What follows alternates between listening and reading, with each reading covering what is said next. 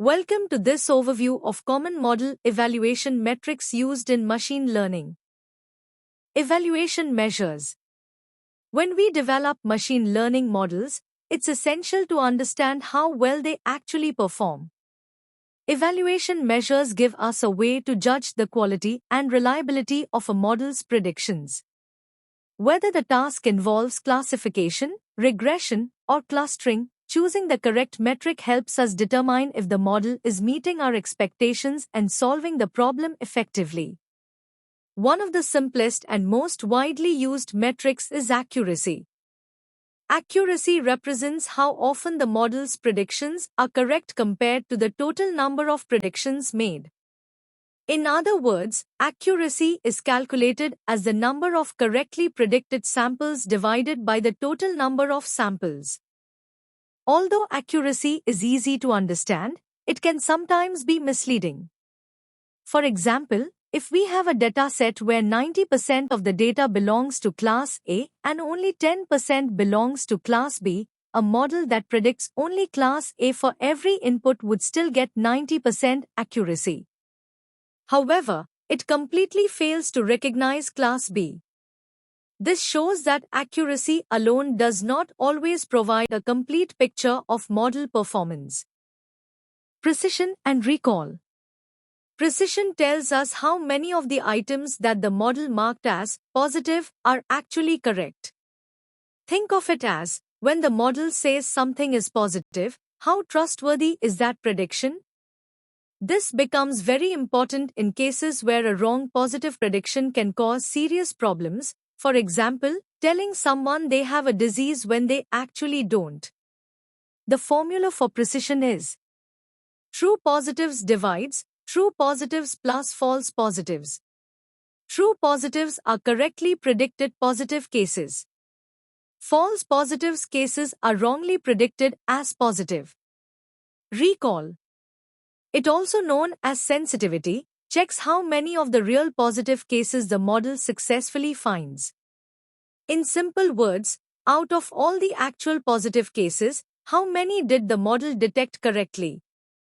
It is especially important when missing a positive case is more harmful than making a wrong positive prediction, like failing to detect an actual disease. The formula for recall is true positives divides true positives plus false negatives. False negatives cases are that were positive but the model missed. F1 score. It is a single value that combines both precision and recall. It is especially helpful when you want a balanced measure, meaning you don't want the model to only be precise or only have high recall, but to perform well on both. To calculate the F1 score, we take the harmonic mean of precision and recall. This score always lies between 0 and 1. A value closer to 1 indicates that the model is doing a good job in identifying positive cases without making too many mistakes. The formula is 2 times precision times recall divides precision plus recall. Confusion matrix. It is a simple table that shows how well a classification model is making predictions. It compares the model's output with the actual results and helps you see exactly where the model is correct and where it is making errors. This matrix splits the predictions into 4 groups. Correctly predicted positives. Correctly predicted negatives. Wrongly predicted positives. Wrongly predicted negatives. By looking at these groups, you can easily understand the model's strengths and weaknesses and decide how to improve its performance. True positive. This occurs when the model predicts positive and that prediction is actually correct. For example, if the model says a crop belongs to class A and in reality it is class A, that is a true positive. True negative. A true negative happens when the model predicts negative and the real result is also negative. In simple terms, the model correctly identifies that something does not belong to the target class. False positive. A false positive means the model predicted a positive case, but the actual result was negative. This is also called a type 1 error, where the model raises an unnecessary alarm. False negative. A false negative occurs when the model predicts something as negative, but the true result is positive. This is known as a type 2 error because the model fails to detect an actual positive case. Explaining the confusion matrix based on the image. The confusion matrix shown in the image is a 2 by 2 table. It compares the model's predictions with the actual ground truth. Imagine the table as having rows are equal to model's predictions. Columns are equal to actual results. Inside the table, top left box true positives. The model predicted positive, and the actual result was also positive. Top right box false positives. The model predicted positive, but the actual result was negative. Bottom left box false negatives. The model predicted negative, but the actual result was positive. Bottom right box true negatives.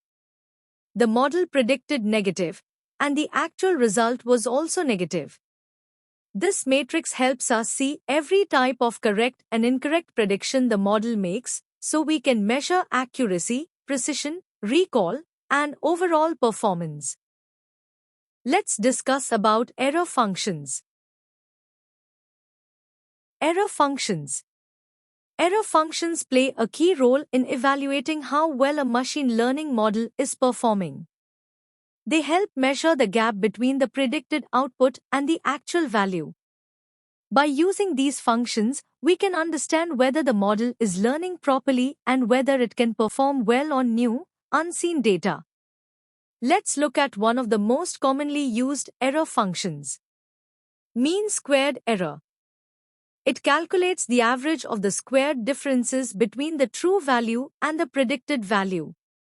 If the MSE value is small, it means the model's predictions are closer to the actual values, indicating better performance. The formula is 1 divided by n multiplied by the sum from I equals 1 to n of the square of difference of yi cap. Here, I represents the index of each data sample in the dataset. N represents the total number of data points. Yi is the actual or true value. Yi cap is the predicted value produced by the model. MSE is widely used because squaring the error gives extra importance to larger mistakes, making it a reliable measure for regression tasks. Root mean squared error. It is simply the square root of the mean squared error. Taking the square root brings the error back to the original scale of the data. It is also less sensitive to extreme values compared to MSE. The formula is RMSE equals the square root of MSE. Mean absolute error. It calculates the average of the absolute differences between the actual values and the predicted values. Since it uses absolute values instead of squares, MAE is less affected by outliers compared to our MSE. The formula is MAE equals 1 divided by n multiplied by the sum of the absolute value of difference of yi cap. Mean absolute percentage error. It expresses the prediction error as a percentage and shows how far the predictions are from the actual values in percentage terms. This makes it easier to understand the error relative to the size of the true values. The formula is 100 divided by n multiplied by the sum of the absolute value of difference of yi cap divided by yi.